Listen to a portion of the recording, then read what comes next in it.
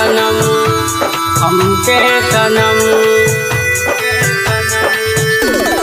Music by Amit Tiwari.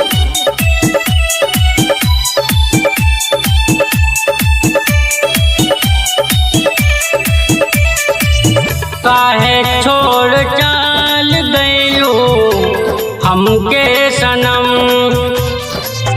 काहे छोड़ चाल गइलो हमके सनम। दिलवा में गई के, दिलवा में गई के गइलो जखम। काहे छोड़ चाल गइलो हमके सनम,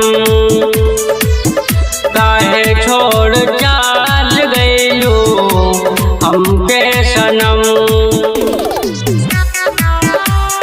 काहे छोड़ चाल गइलो हमके सनम।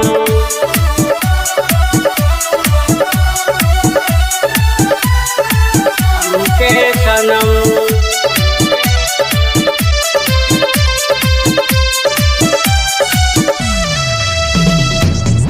सावन कसूर रहल हो हमरा,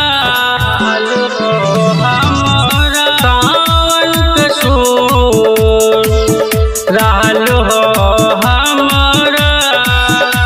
मासूम दिल हो तोड़ देलू हमरा, ऐसन दई के, ऐसन दई के गइलो गम। काहे छोड़ चाल गइलो हमके सनम,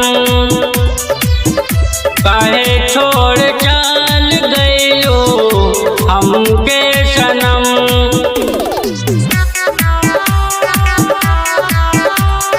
काहे छोड़ चाल गइलो हमके सनम।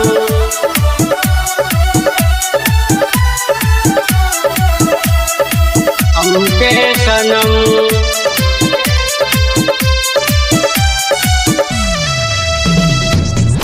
तोहरे खातिर हम काना कैनी, काना कैनी। तोहरे खातिर हम काना कैनी। कौनो भी दुखवा सहे नाही देनी।